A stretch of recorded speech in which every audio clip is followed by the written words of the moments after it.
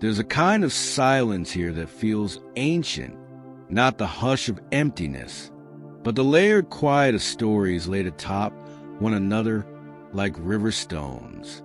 Misty mornings roll in over ridgelines, fog pooling in hollows where the land still remembers the thunder of buffalo, where the soil knows the weight of wagon wheels and bare feet, where everything speaks in echoes. The Mississippi sighs to the east, broad and watchful, while the Ozarks rise like folded dreams to the south and west. Forests draped in shadow, lakes blinking light through morning trees. This is a state that hums with the ghost notes of blues, that crackles with the pop of a pitch-hitting leather, that glows golden on a summer night with a flicker of 10,000 fireflies. You feel it before you see it, a quiet insistence that this land is layered with myth and memory, with music and movement, with heartache and hope. Welcome to Missouri, a land of crossings.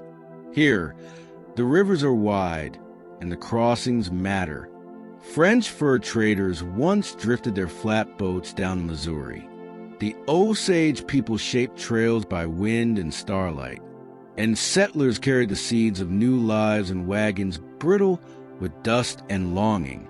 This place has always been a threshold, a beginning and an end, the edge of what was and the path toward what might be. In Missouri, beauty is quiet but constant. It glimmers in the stillness of a lake just after dawn, when the only sound is a loon's call and the breath of the trees. It rustles through prairies where wildflowers sway, like secrets kept between generations. And it sings, oh, it sings, from porches and church pews, in juke joints and echoing halls, where fingers dance across piano keys, and voices rise like heat from the land. You'll find no pretense here, but plenty of pride, not the loud kind, the lived-in kind. Pride in smoke ribs, so tender they fall apart at the whisper of a fork. In iron bridges arched like spines across muddy waters. In high school gymnasiums that roar on Friday nights. With the dreams of small towns draped in team colors. There is a town here, almost forgotten, called Times Beach. In the 1980s, it was emptied, evacuated, erased, after dioxin-laced soil. Families left, leaving behind swing sets and curtains fluttering in broken windows. The place was buried, literally, beneath new earth. But Missouri does not forget. Not really. The town became a state park. Trails now wind through the woods where homes once stood. People walk dogs where children once rode bikes. And though the signs don't say it, the land still remembers the shape of sorrow and how to grow past it. Travel here with reverence. Missouri is a patchwork, not a postcard.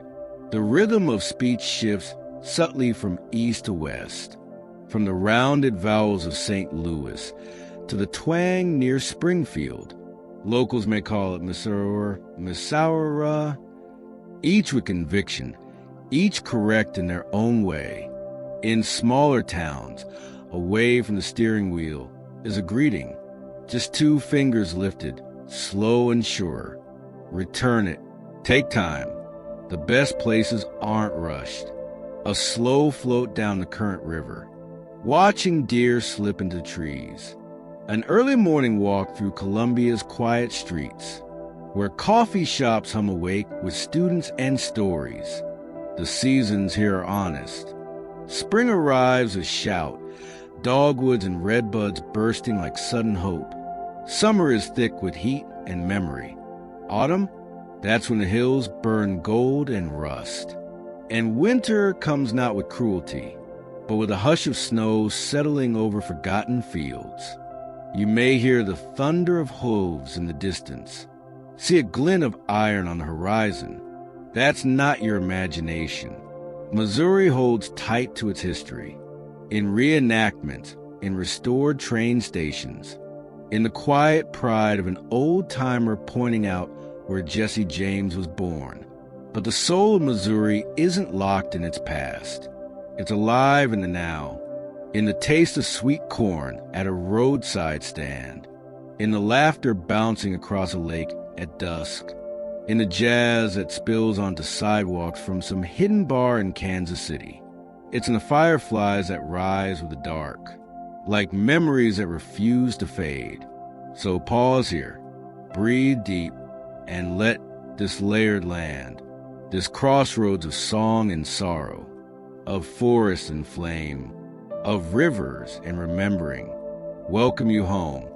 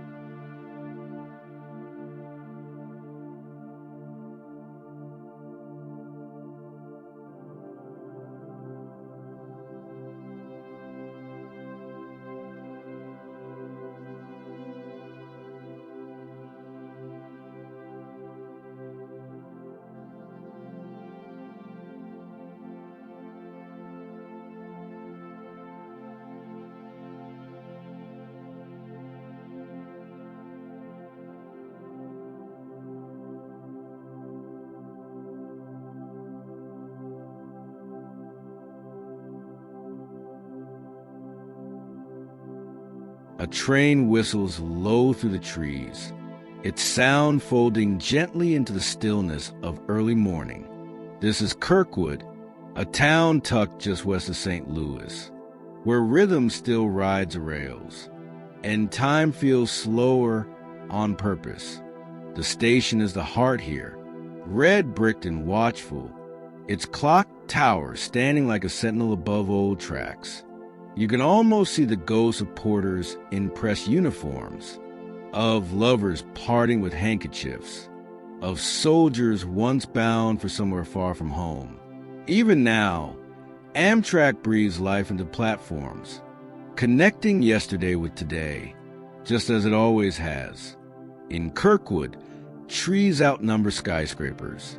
Maples cast lacework shadows over sidewalks, and front porches cradle rocking chairs like open invitations. Walk slowly. This is not a place to hurry through. It's a place to notice. Notice the carousel of shops downtown, bookstores that smell of stories, cafes steeped in laughter and espresso, antique shops where each item holds someone else's memory. There's a mural by the farmer's market, bright with color, painted with care, a local artist's love letter to the town. Stand in front of it, and you may feel time bend around you, gentle and generous. There's a story buried deep in the bricks and lawns here, of Mary Meacham, a free black woman who risked everything by guiding enslaved people to freedom on the Underground Railroad. She stood by the Mississippi, bold and unshaken, and though her steps may not echo on these quiet streets, her courage lives in the soil. Kirkwood remembers. If you ask it to, this is a town of rituals. Friday nights mean high school football beneath bright lights, and Saturday mornings bring the market. Tomatoes still warm from the sun, jars of honey thick with the taste of summer. Speak gently to the locals. Ask about the best pie, or which park has the best oaks for climbing. Someone will smile and point the way. There's pride here, but it wears flannel and bakes cinnamon rolls. And when evening comes, listen again for the train. Its low song drifts over rooftops, calling not just travelers, but memories themselves, slipping past the station, into the wide and waiting dark.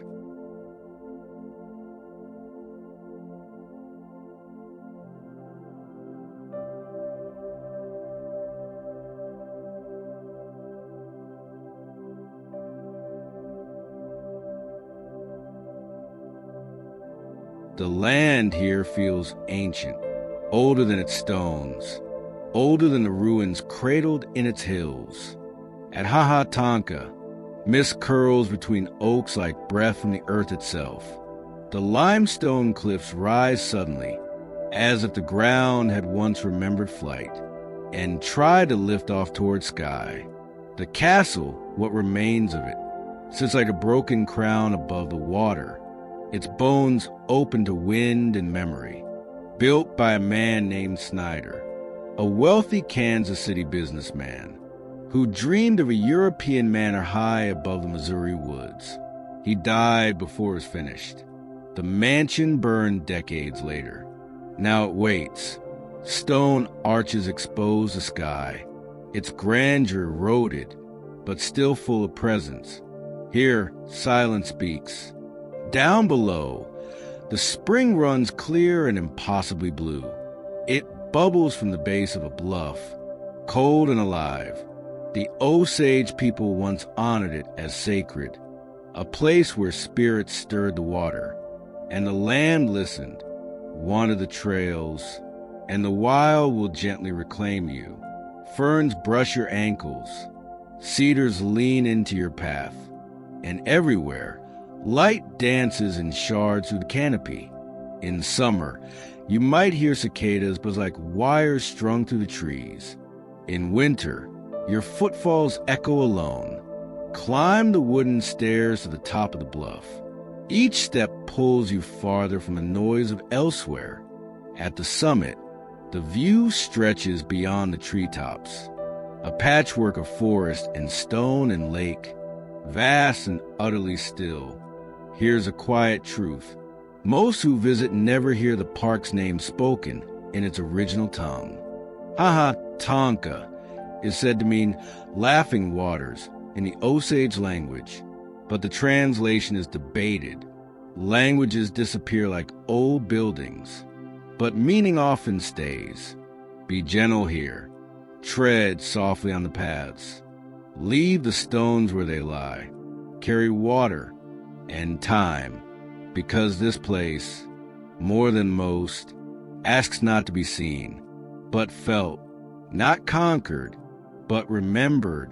When you leave, the woods will close behind you, but their hush will follow, a ghost at your shoulder, whispering the story you didn't know you were part of.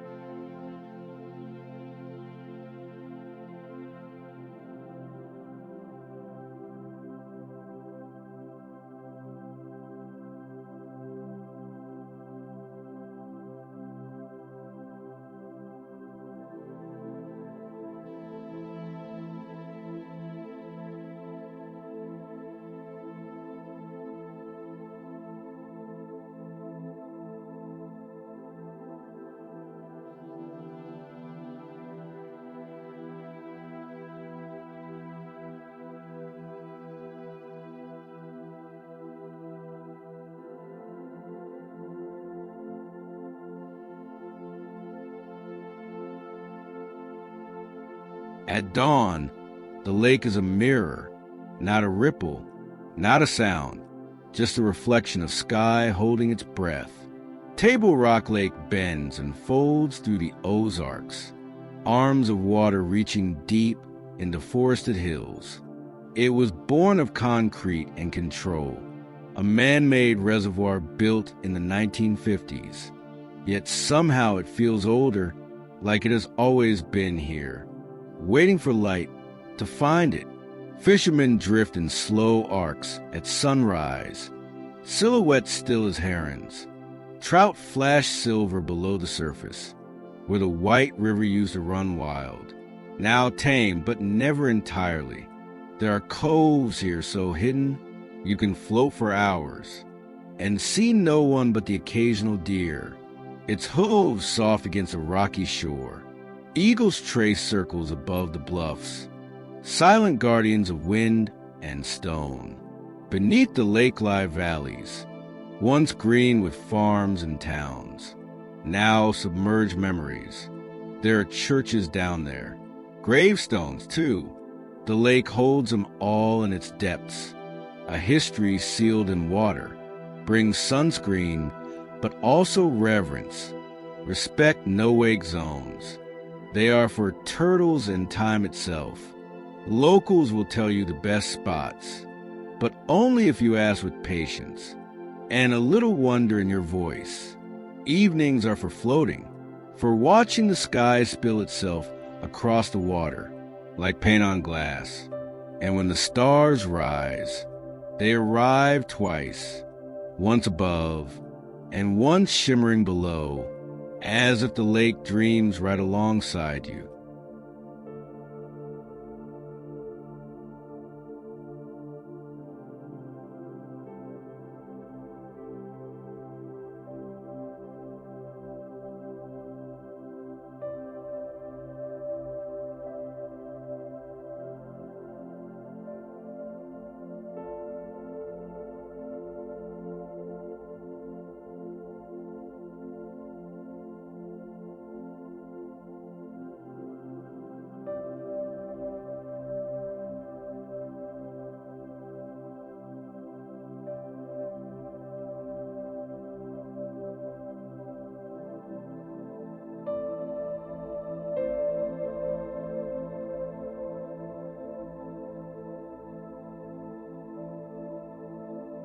Columbia wakes with purpose, not loud, but alive.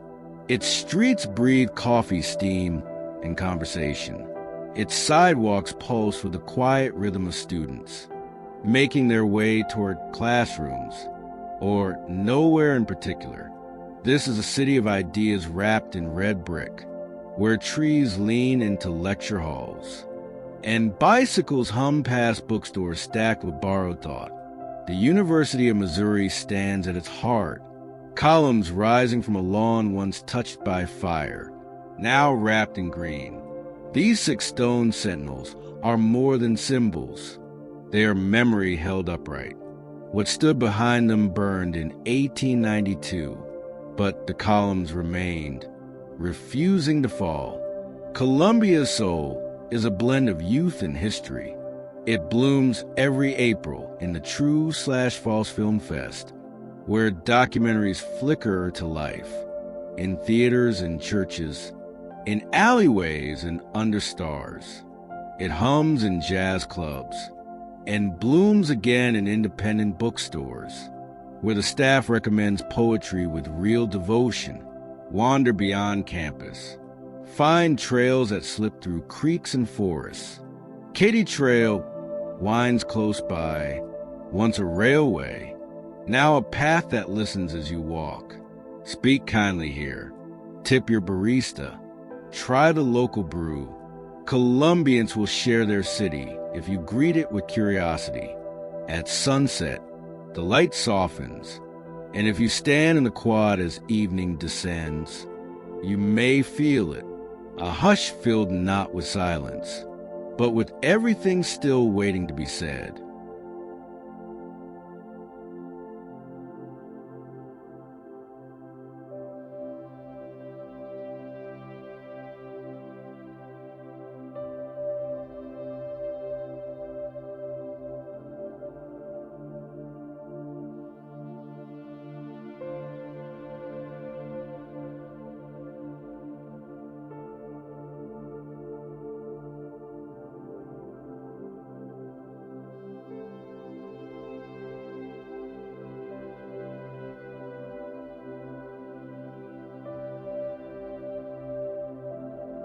It twists like a question through the hills, long, winding, restless. From above, Lake of the Ozarks looks less like a lake, and more like a river lost in thought, curling back on itself. searching for something it forgot. This place was carved not by nature, but by vision. In 1931, Bagnell Dam halted the Osage River's wild flow and flooded the valleys behind it. Towns disappeared beneath the rising waters. Gravestones swallowed. A lake was born, massive, sprawling, its fingers stretching into wooded hollows and limestone bluffs. Today, it roars with summer. Jet skis slice through open channels. Boats bob at marinas thick with laughter and sunscreen, but drift a little farther into a quiet cove where the trees close in and turtles sun themselves on half-drowned logs. And the lake remembers there's still mystery here. Old foundations lie beneath the surface. Divers speak of chimneys, stone steps that lead to nowhere but silt. The water holds those stories without rippling. The locals will tell you, weekdays are for peace. Avoid the main channel on holiday weekends. Respect the depth. The lake is beautiful, but it is not tame. Watch the sky. Storms come fast in summer. Thunder galloping over the ridgelines. Lightning reflected in the dark skin of the water. And just as quickly, they vanish, leaving the lake slick with silence again. At dusk, dock lights flicker to life one by one, like stars tracing the shoreline, and the sound of distant laughter softens, echoing gently across water that remembers both the living and the long ago drowned.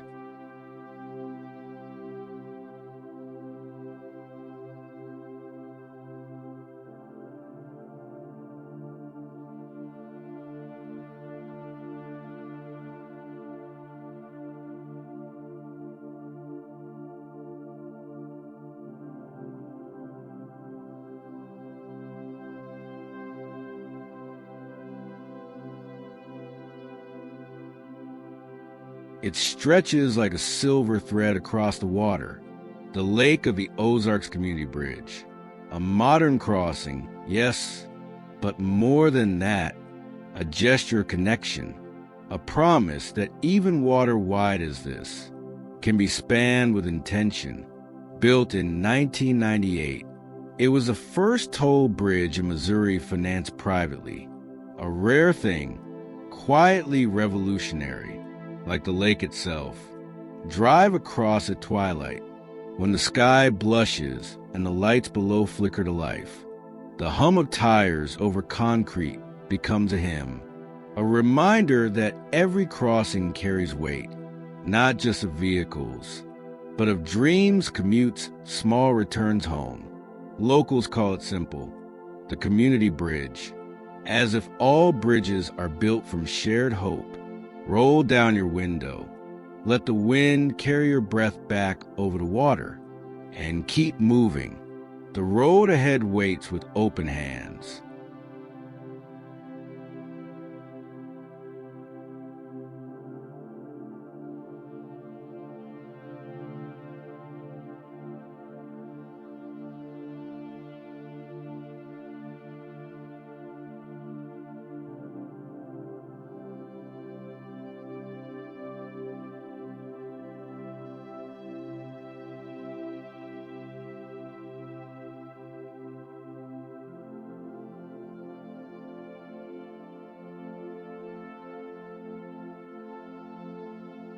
St. Louis rises from the river like a story told in steel and stone, old and unfinished, full of echoes.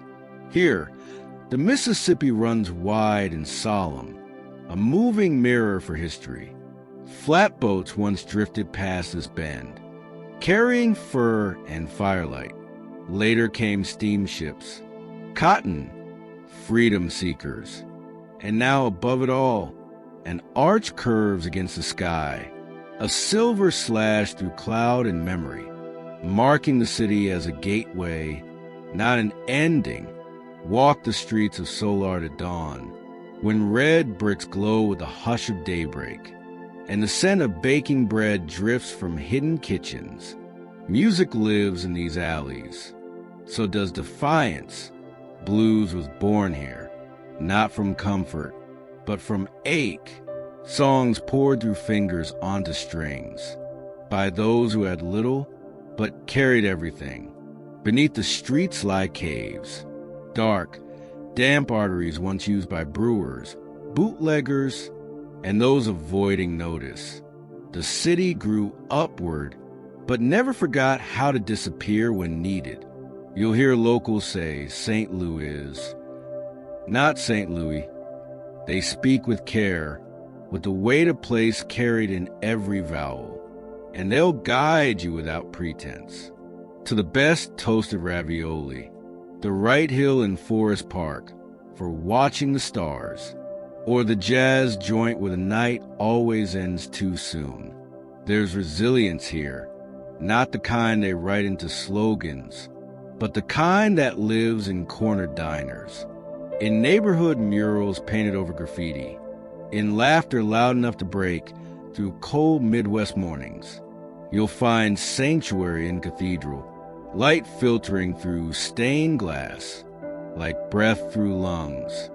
And you'll find revolution in the museums, where stories long buried now speak with fierce clarity. St. Louis does not pretend. It reveals, slowly, truthfully, like a song with no chorus but plenty of soul. Stay long enough, and the city will change your rhythm. You'll walk slower, watch more closely. You'll hear a saxophone in the distance, and not need to know who's playing, only that someone is. And that's enough, because this city sings, even when no one's listening, even when it rains.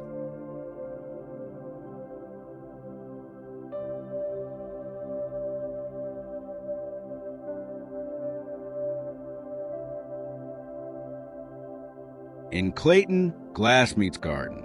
Steel and sunlight lean into one another, and the hum of commerce mingles with the rustle of leaves. It's a city within a city, a quiet enclave west of St. Louis, where suits cross plazas beneath ginkgo trees, and espresso steams beneath marble facades. Here, the skyline is elegant, pared down like intention. It rises in reflective surfaces, mirroring the Missouri sky, which is always in motion, clouds slipping like thoughts between towers. But Clayton is not cold. Step just a few streets from the Courthouse, and you'll find stone churches with ivy climbing the windows, parks where children's laughter echoes off sculptures, bookstores with chairs worn soft by conversation. Once farmland, this place became the seat of St. Louis County, but it never outgrew its memory.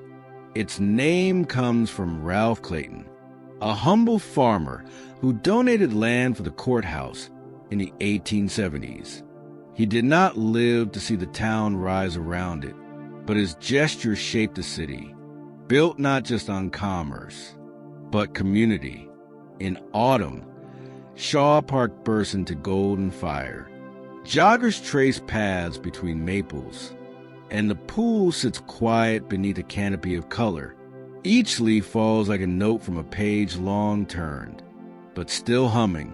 Clayton moves quietly. Deals are made over lunch, but never loudly. The rhythm here is low and sure, like footsteps on polished floors, like confidence that doesn't ask to be noticed. Travelers should walk. Leave the car. Let your feet discover what your map won't tell you, that behind the modern face. Clayton holds layers, art whispered into alleys, smiles traded between strangers in slow-moving cafes, windows that glow long past office hours, with lives unfolding unseen. Dine outside if you can. Watch the light shift along the buildings. Let the sound of clinking glasses blend with the cicadas. And when the city sleeps, look up. The stars may be faint, but they're there, glimpsed between towers, still watching, still waiting.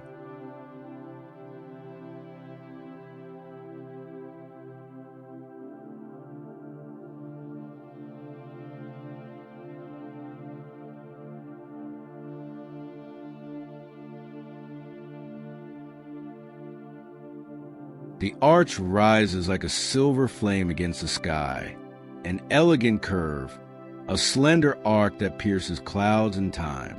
It is both promise and monument, a gateway shaped by vision and steel, straddling the Mississippi's restless edge. Completed in 1965, the arch honors the westward expansion, a symbol of hope and the complicated journey beyond. But standing beneath it, you feel more than history. You feel a meeting of earth and sky, of river and stone, of past and future, colliding in quiet grace. The smooth stainless steel surface reflects light like a mirror, changing with the day's mood, a prism shifting from dawn's pale gold to the fiery flush of sunset. As you walk beneath, your footsteps echo softly on the plaza's granite, a heartbeat in the stillness. Inside, tiny pods ferry visitors to the top, a journey through the arch's slender spine. The view unfolding as windows frame the city and river like a living painting. But the arch holds stories beyond the tourist gaze. In 1947, a young man named Harold fell to his death during construction, a sobering reminder of the risk woven into great endeavors. The city mourned, and the arch's builders kept safety ever present after. Nearby, the old courthouse stands quietly, a reminder of the legal battles shaping the nation. It was here that the Dred Scott case was tried, a trial that would echo through history with its profound injustice. A painful chapter beneath the arch's hopeful curve. Travelers should linger here, pause to watch the river's current, slow and relentless. Notice the way light plays on the water and steel, how the sky's vastness softens the city's edges. Come at dusk, when the arch glows softly against the bleeding sky, and the river whispers ancient songs. This monument is more than a landmark. It's a threshold, an invitation to stand between what was and what might be, to step lightly into stories of a land shaped by courage and contradiction. And as you look up, remember, every journey begins with a single step beneath this great, soaring arc, the gateway to everything ahead.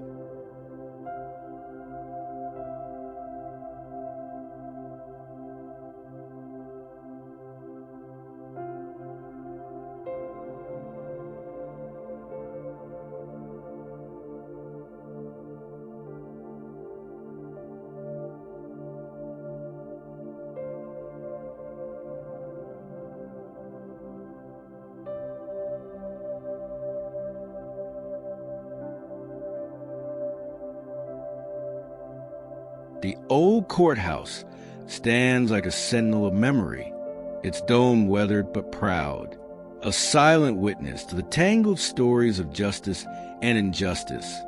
Inside these walls, the air still carries echoes of lawyers' voices, of arguments etched with hope and heartbreak. Here, the Dred Scott case unfolded, a man's fight for freedom, denied by a country still wrestling with its own soul. The marble floors remember footsteps of those who dreamed of a better tomorrow, and those who fought fiercely to hold on to yesterday. Light spills through stained glass, casting colors onto worn wooden benches, reminding visitors that history is never just black and white, but shades layered in pain and possibility. Travelers who come here find a quiet place to reflect, to sit with the weight of stories unfinished, to understand that the courthouse is more than stone and statute, but a crossroads of human struggle and resilience. Step softly, listen to the silence between voices. This building does not shout, but it will speak to those who are willing to hear.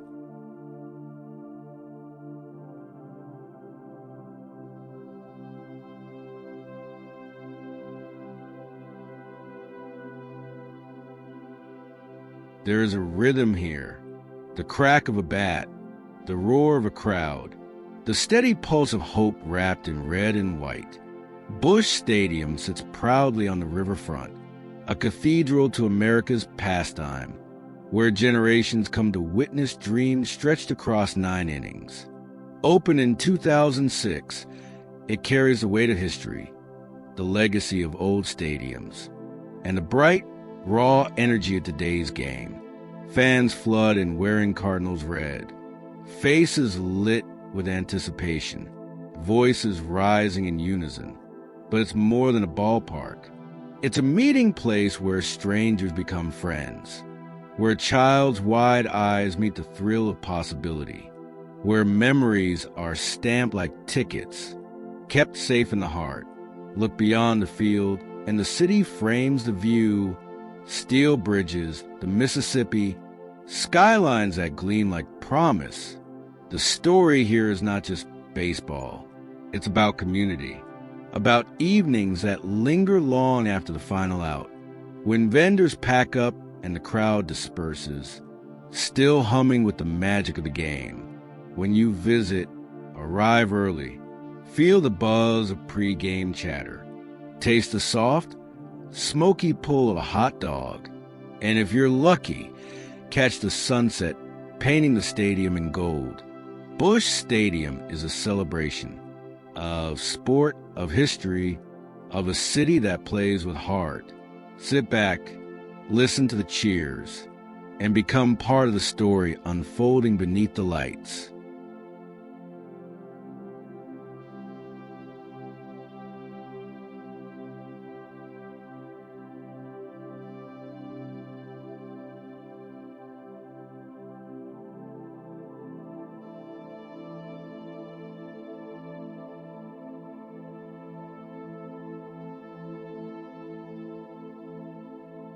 The Kauffman Center rises like a pearl nestled against the Kansas City skyline, a sculptural harmony of glass and curves, where light dances through soaring windows and spills like music into the city. Opened in 2011, it is both sanctuary and stage, home to the symphony, the ballet, and the opera, a place where sound takes shape and silence becomes its own kind of art. Inside, every surface is designed to hold sound like a secret, softening, reflecting, carrying the smallest note to the farthest seat. Walk the grand lobby and feel the hum of anticipation, the soft rustle of programs, the low murmur of shared reverence. The architect sought to craft a building that feels like movement itself. Curves sweeping like a dancer's arms. Glass catching the skies, shifting moods. This is a place to come for more than a performance. It is a place to be held by beauty, to be reminded of the power of human creativity, and the fragile thread that connects us all through sound. When you visit, let your footsteps be slow. Look up, breathe in the quiet awe of the space. And if a note lingers in your chest long after the last applause, you'll know you have been touched by something rare and unforgettable and utterly alive.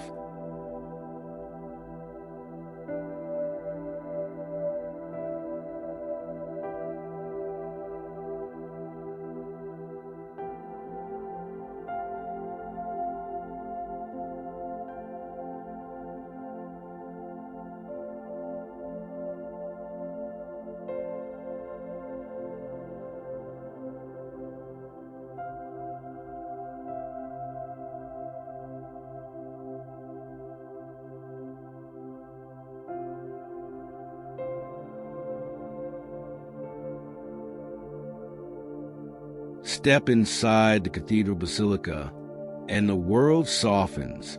Walls cloaked in mosaics so vast and intricate, they seem woven from light itself.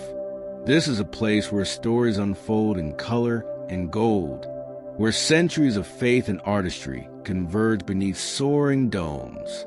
The air holds a hushed reverence, broken only by footsteps and whispered prayers.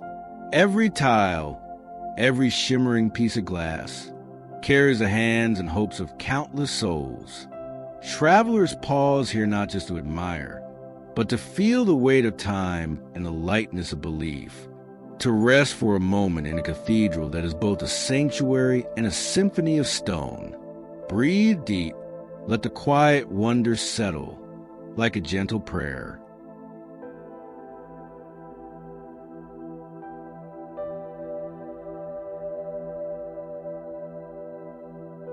The Eads Bridge stands as a testament to ingenuity and endurance.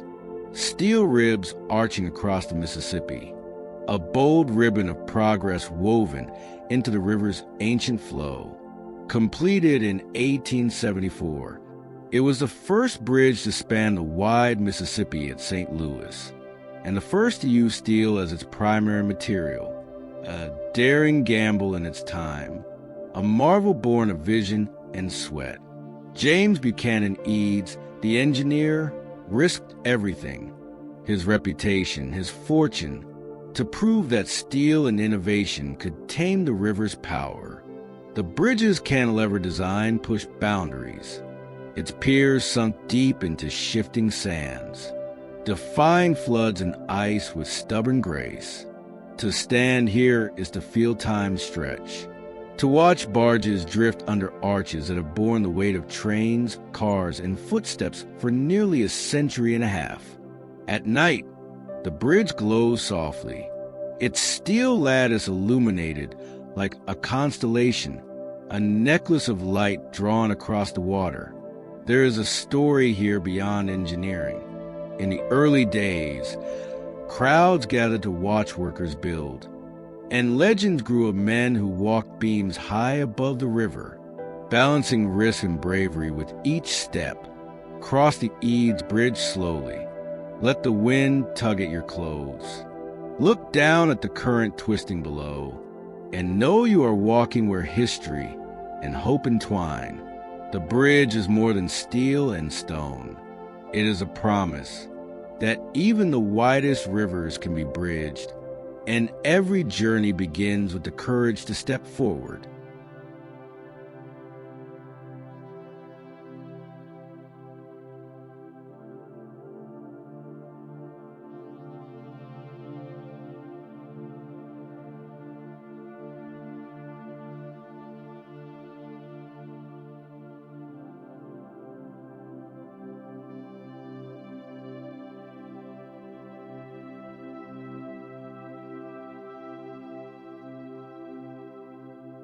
Union Station stands grand and timeless, a cathedral of travel and connection, where marble floors hold the footsteps of countless journeys.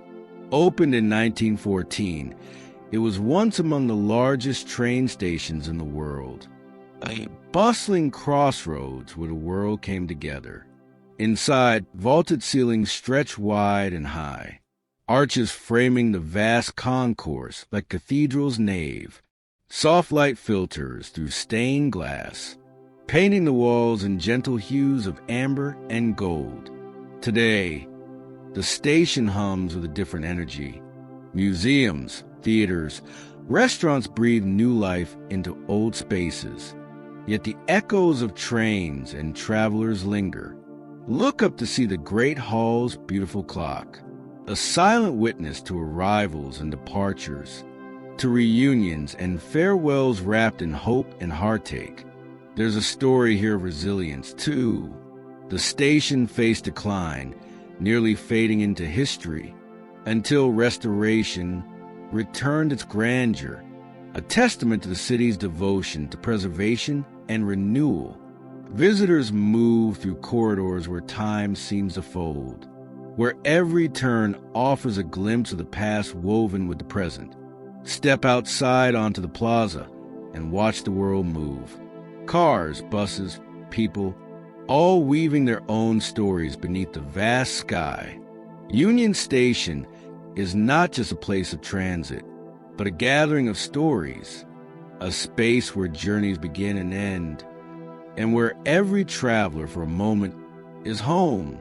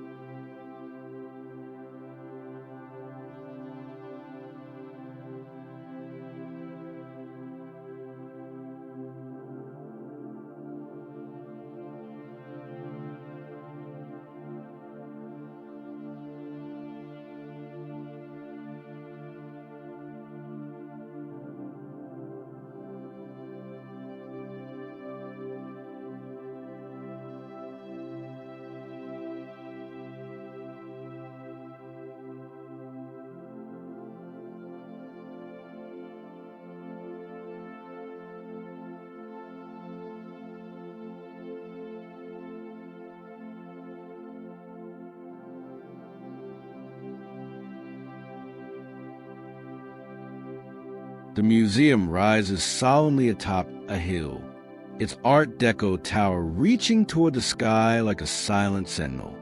From here, the city sprawls below, but within these walls, the world narrows to stories of war, sacrifice, and a fragile hope for peace. This is America's official museum dedicated to the Great War, a conflict that reshaped nations and lives, yet remains shadowed by time. Walk through galleries heavy with history, trenches carved in darkness, letters penned in trembling hands, helmets dented by the brutality of battle. There is a weight here, not just of artifacts, but of the human spirit strained to breaking. One story lingers in the quiet corners, the tale of Alvin York, a soldier from Tennessee, who, against impossible odds, led a charge that turned the tide. His humility and courage echo through the exhibits, a reminder of individual valor amid the vast machinery of war. Outside, the Liberty Memorial Tower offers a panoramic view, the city framed by the horizon, a contrast to the devastation once known. Visitors often pause on the observation deck, caught between the solemnity of what was and the beauty of what endures. The museum does not glorify war. It lays bare its cost, inviting reflection and understanding. Travelers should take time here. Move slowly. Let the voices of the past speak. Read the names etched into stone. Remember the stories behind each one. As you leave, carry with you a quiet resolve to honor the fallen, not only with memory, but with the commitment to peace. Because here, history is not just told, it is felt deep in the heart, where the past and present meet, and the future is quietly shaped.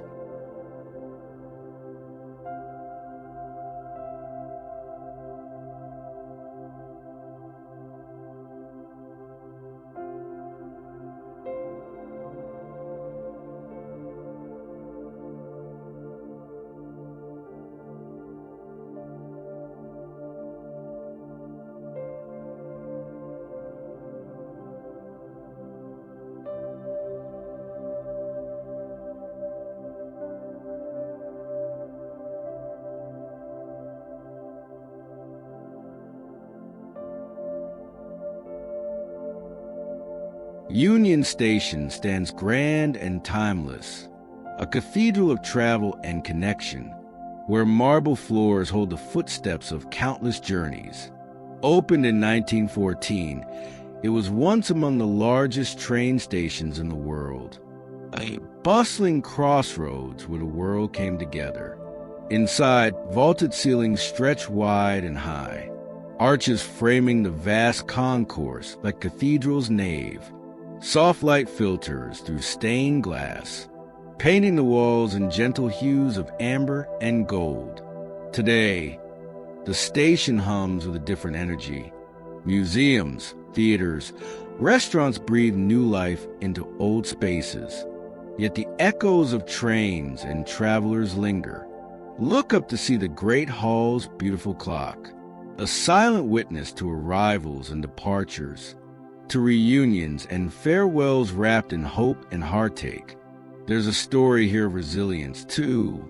The station faced decline, nearly fading into history, until restoration returned its grandeur, a testament to the city's devotion to preservation and renewal. Visitors move through corridors where time seems to fold, where every turn offers a glimpse of the past woven with the present. Step outside onto the plaza and watch the world move. Cars, buses, people, all weaving their own stories beneath the vast sky. Union Station is not just a place of transit, but a gathering of stories, a space where journeys begin and end, and where every traveler for a moment is home.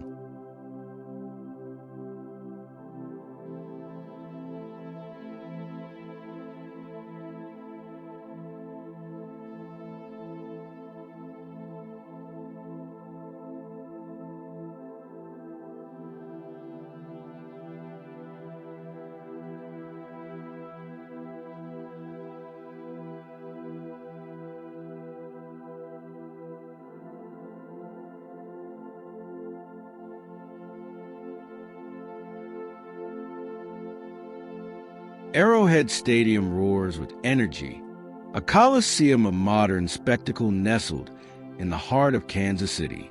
Here, football is more than a game. It is ritual, community, and fierce pride woven into every cheer. Opened in 1972, this stadium has witnessed triumphs and heartbreaks, echoing with the footsteps of legends and the dreams of thousands. When the crowd gathers, the air vibrates with anticipation, a tidal wave of red and gold washing over the stands. The field is sacred ground, where players move with practiced grace. Each tackle and pass a dance of strategy and heart. Fans don face paint and jerseys, their voices rising in unison. Chants and songs passed down through generations. Tailgates spill into parking lots, the smell of smoked ribs and charred corn blending with laughter and music. But Arrowhead is not only about the game. It is a place of gathering, where strangers become family, united by love for the Chiefs and the city they represent. Outside, the stadium's sweeping curves mirror the rhythm of the Kansas City skyline. Strong, bold, and ever-evolving. If you come to Arrowhead, arrive early. Feel the pulse of community in the pre-game rituals. Let the floodlights wash over you as night falls. And know you are part of something larger, a story that unfolds season after season, in cheers and silence, in moments frozen beneath the roar. Here, every snap is a promise, a chance to rise, to fight, to belong.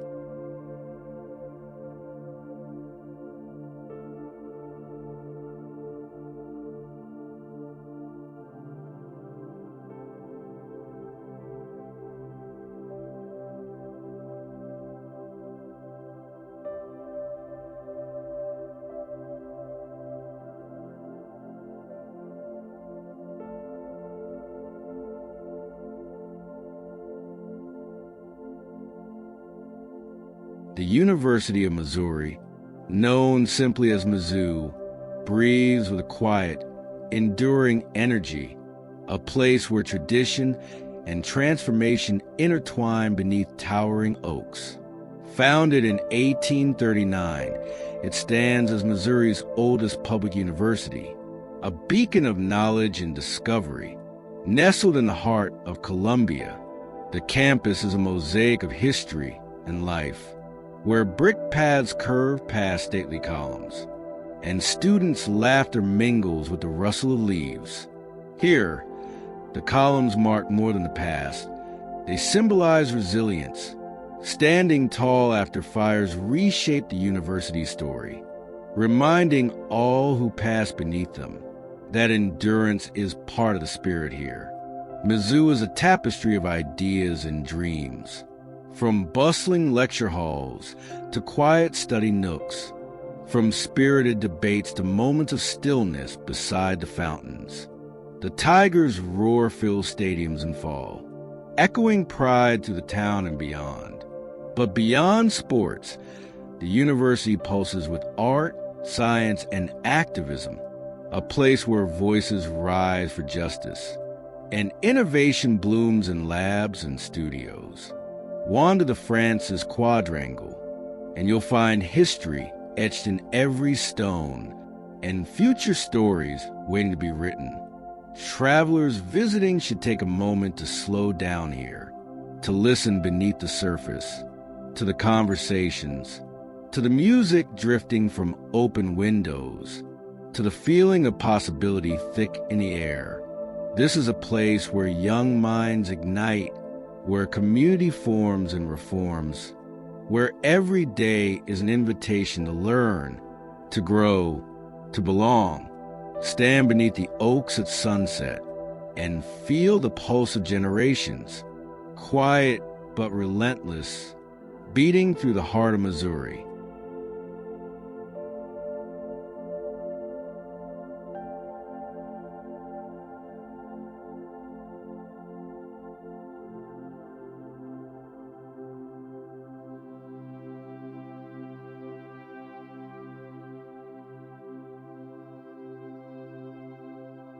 The Independence Temple rises quietly, its modern lines and gentle curves reaching skyward, a sanctuary of peace and faith nestled in the rolling hills of Missouri. Here, light filters softly through glass walls, casting patterns that shift like whispered prayers across polished floors. This temple belongs to the community of Christ, a faith rooted deeply in American soil, yet reaching beyond borders, beyond time.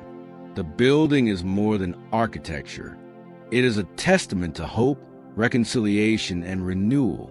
Walk inside, and you feel a stillness that invites reflection, a pause from the noise of the world, where the spirit can stretch and breathe. The temple's design draws from nature, from the open sky, the gentle rise of hills, and the quiet strength of stone. It is a place where faith and art entwine, where stained glass blooms in color, and light becomes a language of peace. History hums softly beneath the temple's calm. The community's roots trace back to early 19th century movements, founded on ideals of love, justice, and inclusivity. This temple, completed in 1994, carries those ideals forward, a beacon amid change and challenge. Travelers come here seeking more than sight. They come for silence, for sanctuary, to touch something beyond the everyday. Sit in the meditation garden. Listen to the breeze, stirring leaves. Watch sunlight weave through branches. In this gentle space, even the busiest mind can find stillness, and the heart can remember the simple power of peace. The Independence Temple is not just a building. It is an invitation to hold faith lightly, to live with courage, and to carry peace wherever you go.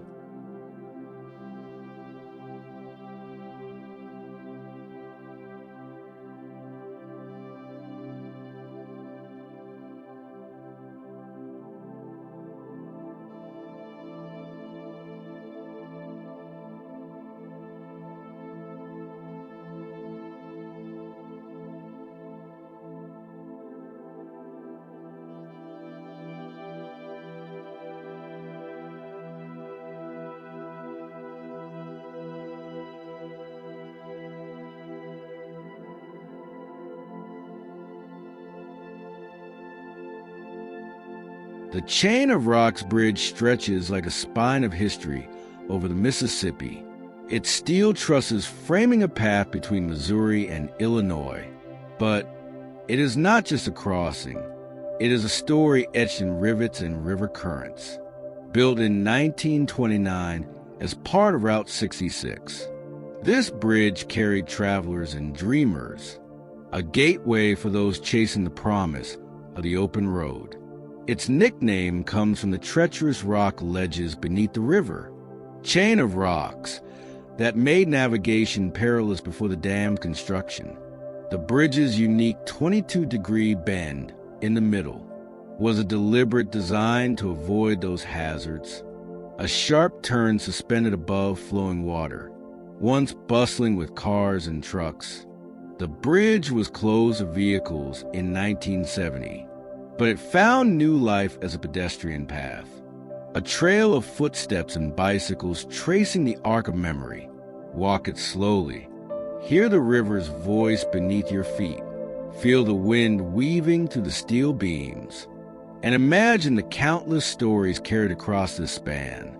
Local legends speak of ghostly footsteps and whispered echoes, the spirits of travelers who once crossed here, still lingering between light and shadow.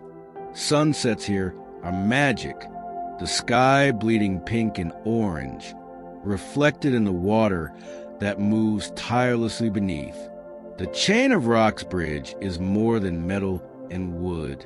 It is a bridge between past and present, a place where history flows endlessly, and every crossing is an act of remembering.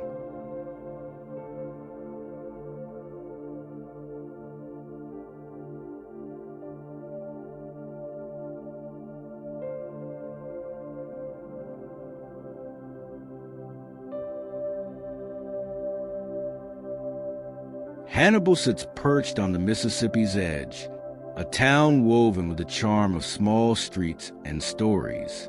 Its brick facades glow softly in the morning light, whispering tales of riverboats and boyhood dreams. This is Mark Twain's birthplace, the wellspring of imagination that flowed into the tales of Tom Sawyer and Huck Finn. Walking here, you can almost hear laughter carried on the river breeze, the splash of a raft, the call of a steamboat horn. But Hannibal is more than nostalgia. It carries the weight of its history with grace. From its role as a bustling river port to its complicated past in a changing America, stroll along the waterfront. Visit the caves that once sheltered boys' secret adventures, and taste the sweetness of homemade pies and cozy cafes. In Hannibal, the river's song is always near, a reminder that stories begin in place, and that every journey holds a possibility of discovery.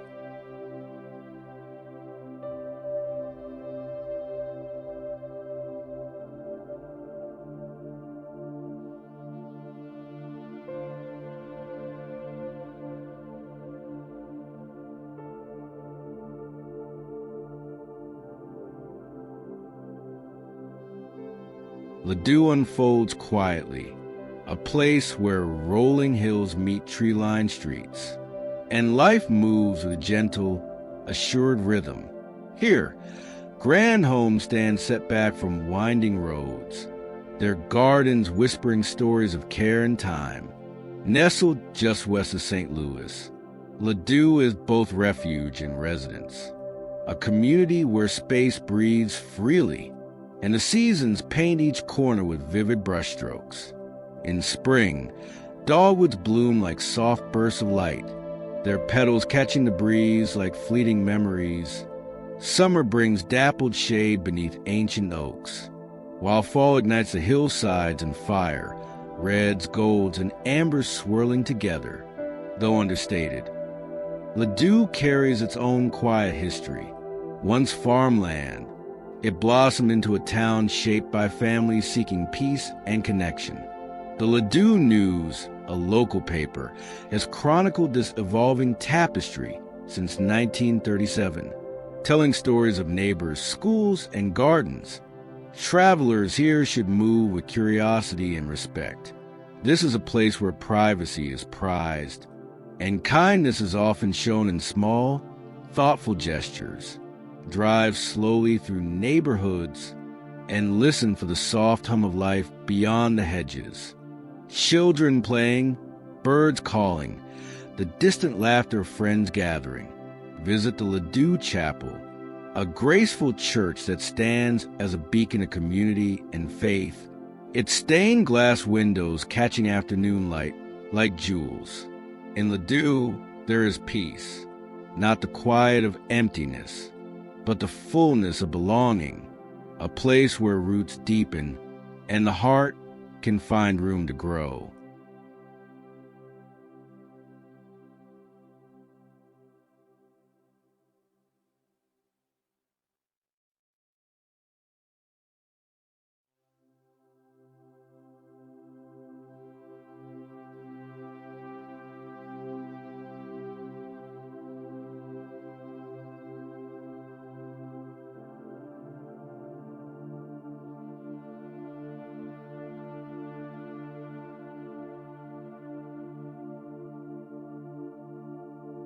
The Amelia Earhart Bridge arches gracefully over the Missouri River, its steel frame a tribute to flight and fearless ambition.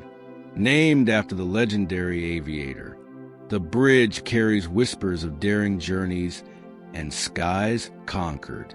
Opened in 1939, this crossing links St. Charles and St. Louis County, a vital artery bridging communities and histories. The river flows beneath like a timeless witness, steady, deep, and ever-changing. As you drive across, imagine Earhart herself, soaring above, breaking barriers in a world that often told her no. The bridge's simple elegance belies its strength, just like the woman it honors. Travelers should pause here if they can. Step onto the pedestrian walkway. Feel the wind carrying river scents and stories. Look upstream where the current twists beneath the towers, and downstream where the city's heartbeat fades into open sky. In this place, the spirit of exploration lives. A reminder that bridges connect more than land. They connect dreams, courage, and the unyielding human desire to rise. Crossing the Amelia Earhart Bridge is more than a passage. It is a quiet salute to those who dare to fly beyond limits, and to all who journey toward the horizon.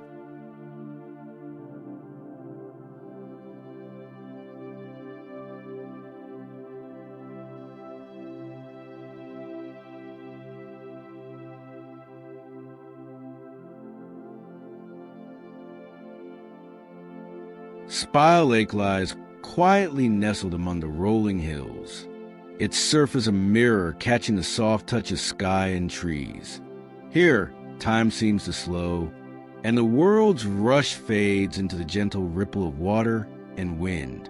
The lake is a hidden gem, a place where mornings greet you with mist rising like whispers, and evenings close in with hues of lavender and gold. The call of loons echoes across the calm, while dragonflies dart just above the reeds, their wings catching light like shards of glass. Locals cherish Spile Lake for its serene beauty, a sanctuary for fishing, kayaking, or simply sitting with a book by the shore. But beneath this tranquility lies a deeper story.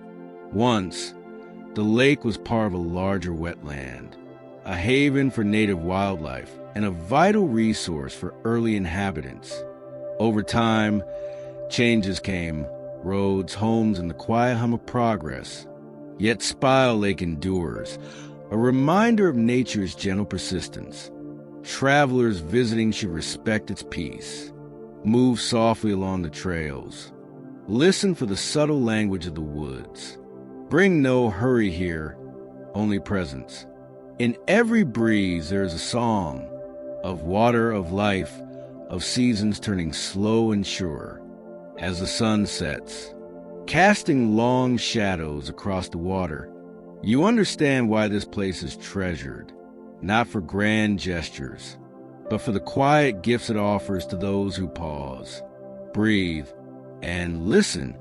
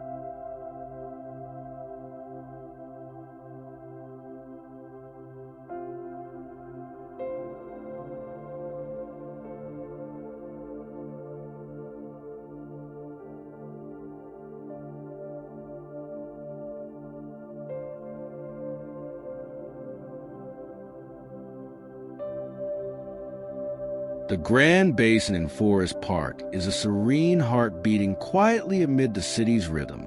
Wide and still, the basin holds reflections not only of the towering trees and the sky above, but of the city's soul, layered in time and memory. Here, water meets stone in a graceful embrace, where fountains dance with sunlight, and ducks glide through the cool blue like slow whispers.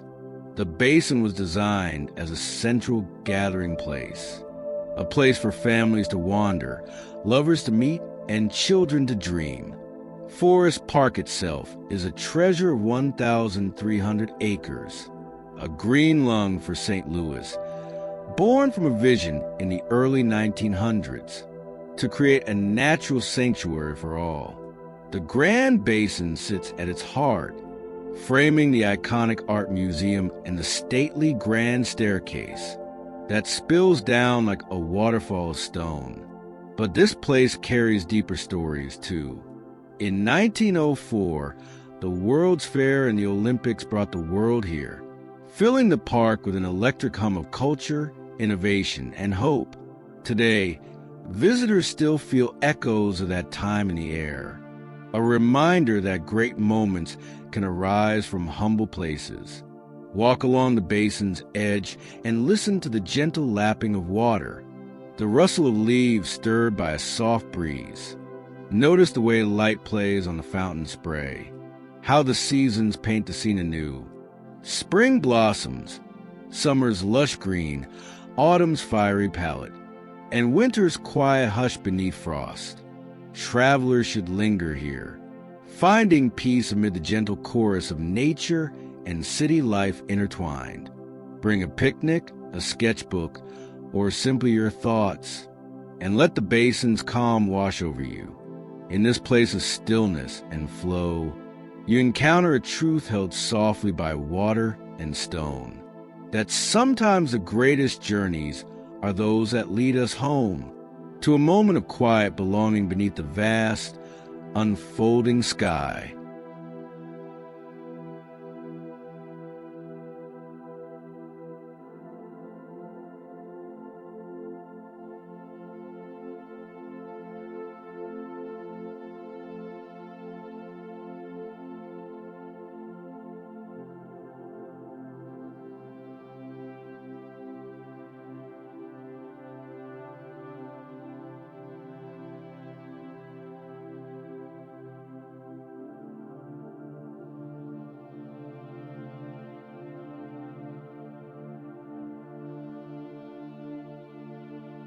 And so our journey through Missouri comes to rest, not in an ending, but in a quiet pause, a breath held between the pages of a story still unfolding.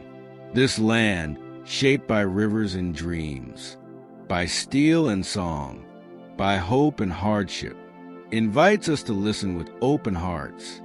From the soaring arc of the Gateway Arch, to the gentle ripple of Spile Lake's waters, from the whispered echoes of history in old courthouses, to the vibrant pulse of Kansas City's jazz-filled nights, each place holds its own truth, its own invitation to remember, to wonder, to feel. Travel is more than moving through space. It is moving through time, through the layers of memory and meaning that make a place more than geography. You are the traveler now. Carry these stories with you, the whispers and the voices, the light and shadow that shape every step. Let Missouri's spirit, its resilience, its kindness, its restless energy, travel with you wherever you go. And when you find yourself standing at a bridge, or beside a quiet lake, or beneath a soaring dome, remember this. You are part of the story too, woven into the fabric of places, a keeper of moments, a bearer of wonder. Thank you for traveling here, for listening deeply, and for carrying the journey forward wherever your path may lead.